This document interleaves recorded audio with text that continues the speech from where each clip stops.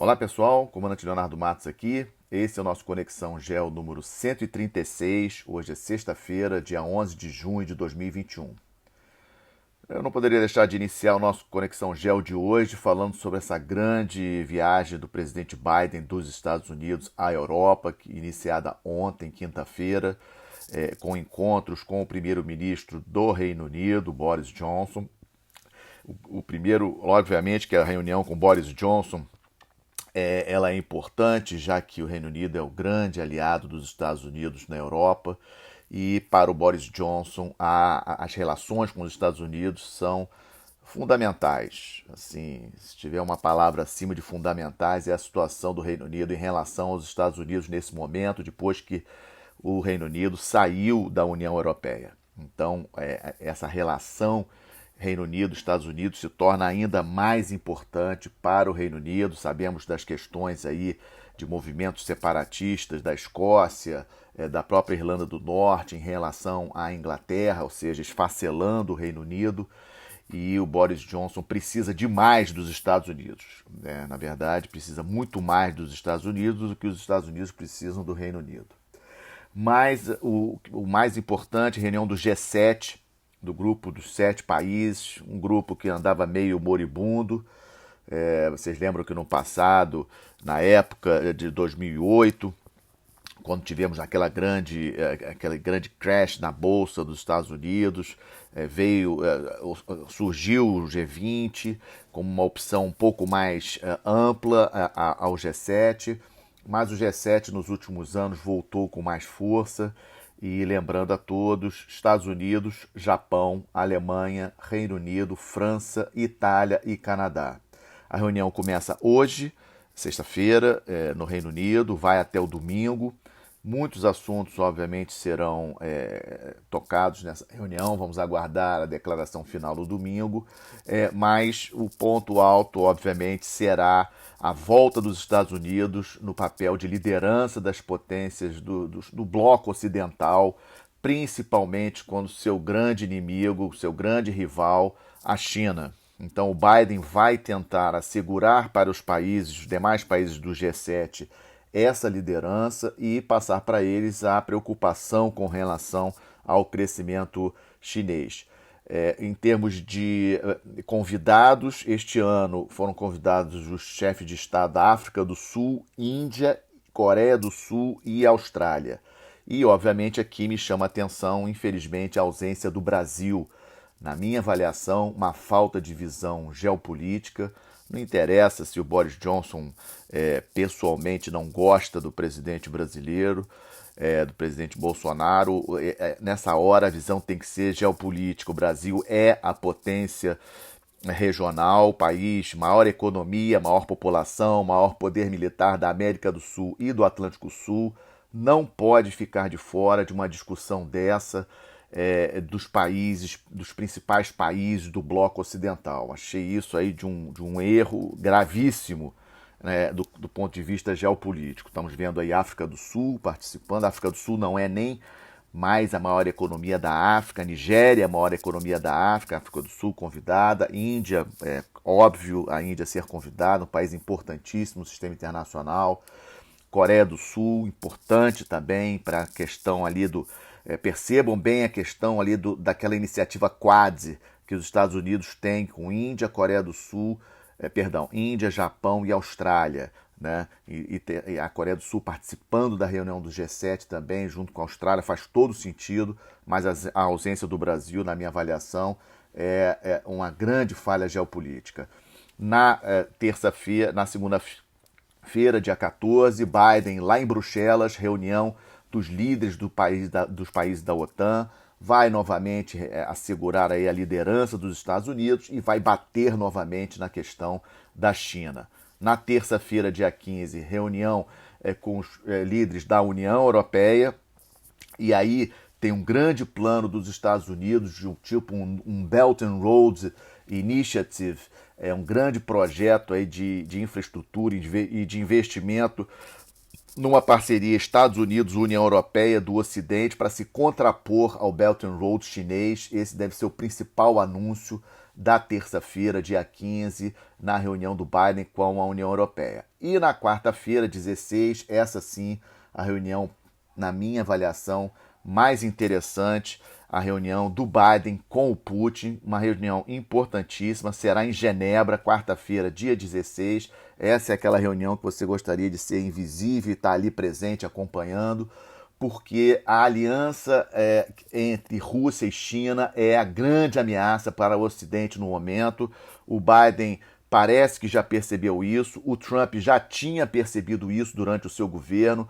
O presidente Trump ele tentou, nas reuniões do G7 em que ele participou, ele colocou à mesa a ideia de trazer novamente a Rússia para um G8, um evento fundamental para os Estados Unidos, ele quebrar essa aliança entre Rússia e China. A Rússia ainda é uma grande potência em termos de defesa, tecnologia espacial, cibernética. O Biden sabe disso, o Trump sabia disso, e cortar essa aliança entre Rússia e China é um elemento fundamental na estratégia americana para segurar o crescimento chinês. Então, a reunião do dia 16, quarta-feira, na minha avaliação, a grande reunião, grande evento, esse encontro com o Putin, presidente Putin, um grande evento do Biden nessa viagem à Europa, importantíssima. Complementando, na segunda parte do nosso Conexão Geo de hoje, a parte de disputas hegemônicas, nessa semana, a força-tarefa que o presidente Biden criou para estruturar uma estratégia contra a China ficou pronto. Obviamente, o relatório não será divulgado inteiramente e o secretário de Defesa dos Estados Unidos já está tomando as providências. Obviamente, há muitas especulações em relação a que providências exatamente o Departamento de Defesa dos Estados Unidos vai tomar em relação à China. Na minha avaliação, a possibilidade da recriação da primeira esquadra. Os Estados Unidos não têm a primeira esquadra desde o final da Segunda Guerra Mundial, talvez sediada em Singapura, ali no Estreito de Malaca, um estreito importantíssimo para o comércio marítimo internacional, importantíssimo para a China, ou em Singapura, ou na Austrália, lá em Darwin, que é uma cidade que fica ao norte da Austrália. São os dois lugares que eu avalio possíveis de serem escolhidos, um ou outro, para sediar a primeira esquadra americana, ou seja, e os Estados Unidos necessitando desdobrar mais forças para o Pacífico, de maneira a pressionar a China, especialmente demover a China de uma possível invasão militar a Taiwan. Em relação à China, um dado que eu trago, uma reportagem que li essa semana sobre um possível Belt and Road Initiative, ou seja, uma iniciativa desse grande projeto de infraestrutura chinês no Afeganistão. Vocês lembram que os Estados Unidos e os outros países da OTAN estão saindo do Afeganistão, a data limite de saída, 11 de setembro desse ano. Há muita discussão pelos especialistas com relação a essa decisão dos Estados Unidos. Na minha avaliação, os Estados Unidos estão priorizando o ambiente marítimo, presença no Oceano Índico, presença no Oceano Pacífico, em detrimento da presença no Afeganistão. E pode ser, isso aí pode ser, que na estratégia americana de segurar a China, talvez a saída dos Estados Unidos e da OTAN do Afeganistão seja proposital para que a China entre no Afeganistão e se afunde no Afeganistão, como se afundaram Reino Unido no século XIX, União Soviética e os Estados Unidos. Os Estados Unidos no Afeganistão desde 2001, logo após aquele ataque às Torres Gêmeas, vocês lembram que a Al-Qaeda estava no Afeganistão, tinha muitas bases no Afeganistão de treinamento, a Al-Qaeda que atacou os Estados Unidos em 2001. Os Estados Unidos atacaram essas posições no Afeganistão, entraram no Afeganistão e estão saindo agora, 20 anos depois. E o Afeganistão, na verdade, pouco mudou nesses 20 anos. Os Estados Unidos enterrou ali muitos bilhões, trilhões de dólares no Afeganistão que poderiam ser utilizados para as outras coisas. Pode ser que essa seja uma armadilha para a China. Vamos acompanhar com bastante atenção. De novidades da Rússia, duas novidades que eu trago para você. A primeira é o início de um grande exercício naval no Pacífico. A Esquadra do Pacífico da Rússia, ela sediada em Vladivostok. Ontem, quinta-feira, foi iniciado o maior exercício naval da Marinha Russa desde o final da União Soviética, em 1991, quando acabou a União Soviética e voltou a ter somente Rússia e depois os outros estados independentes, como Ucrânia, Lituânia, Letônia, Estônia. E esse exercício é o maior de todos, né? Muitos navios, muitos submarinos, e acho um dado importante, até porque é um elemento, digamos assim, de relativa dissuasão para a reunião que vai ocorrer na quarta-feira, dia 16, como eu falei com vocês, entre o Putin e o Biden. E a outra decisão interessante, a notícia interessante que trago para vocês, era uma entrevista nesse último final de semana com o presidente Putin, e o presidente Putin foi perguntado se a Rússia estava por trás daquele sequestro do avião da Ryanair, uma empresa da Irlanda, que estava indo da Grécia para a Lituânia. Ele foi forçado a pousar na Bielorrússia, vocês lembram daquele jornalista bielorrusso, estava a bordo da aeronave, e as autoridades da Bielorrússia entraram no avião, tiraram ele, prenderam, etc. E perguntaram para o Putin se a Rússia tinha alguma coisa a ver com isso. Ele disse que não tinha participado. Mas a outra pergunta que eu achei mais interessante é quando perguntaram para o Putin se acontecesse a mesma coisa, ou seja, se um avião contendo alguém procurado pelo sistema de justiça russo sobrevoar o espaço aéreo russo, se ele faria a mesma coisa, e ele sorriu e disse que não ia responder essa pergunta, e os outros jornalistas que estavam presentes também sorriram. Ou seja, ele ia também forçar o avião a pousar e ia também retirar o jornalista de dentro da aeronave. Isso é importante para a gente ver como é que é o mundo real.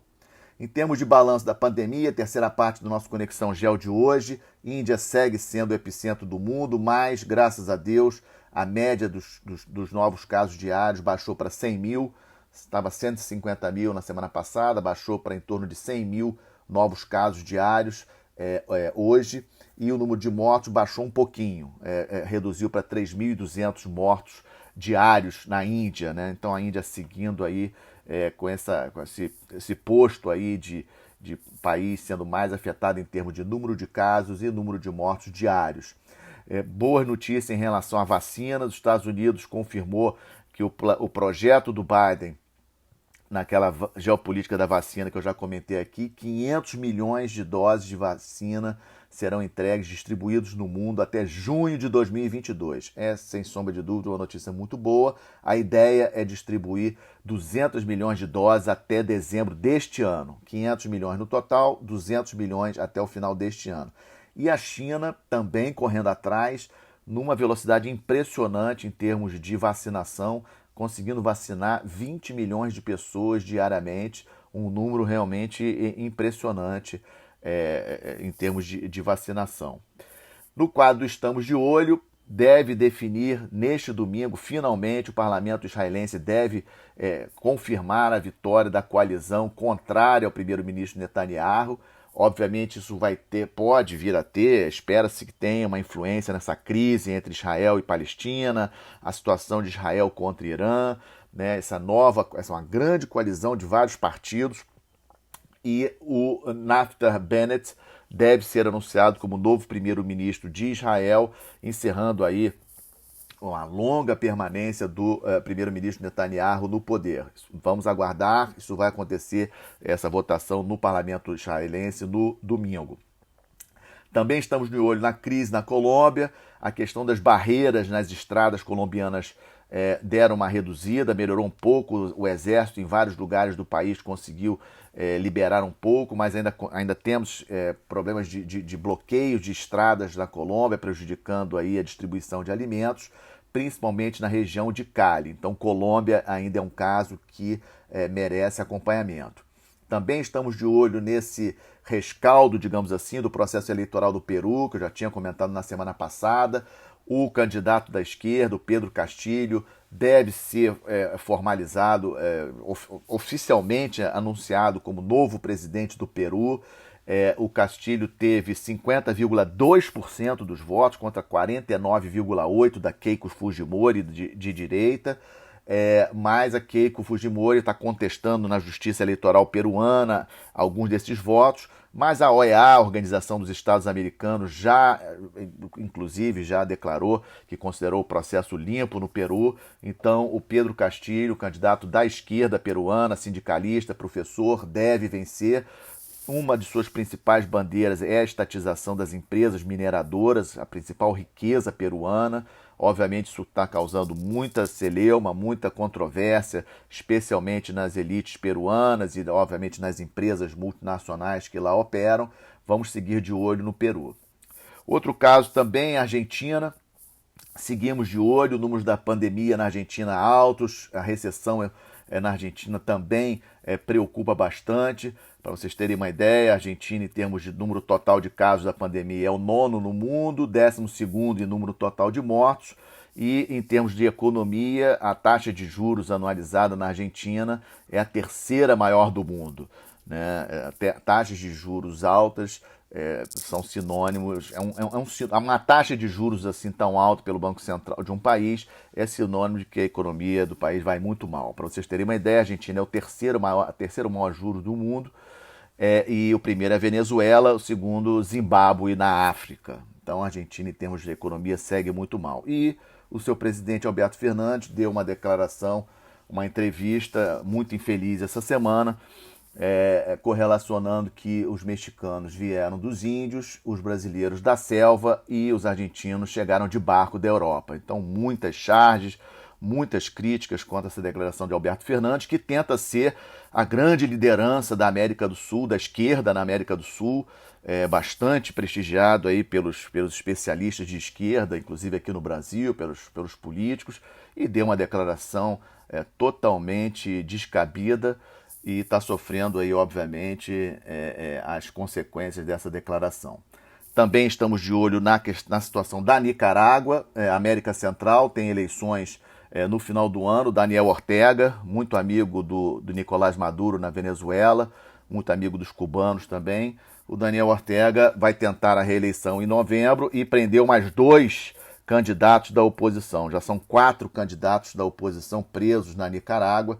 Assim como vocês podem ver, um regime bastante democrático do seu Daniel Ortega, amigo do Maduro e de outros. E aí fecha o nosso Conexão GEO de hoje, 11 de junho, data magna da Marinha do Brasil, da nossa Marinha, da sua, da minha, de todos nós brasileiros. Hoje a Marinha do Brasil celebra a sua data magna porque em 11 de junho de 1865 ocorreu a mais importante batalha naval da história da nossa Marinha.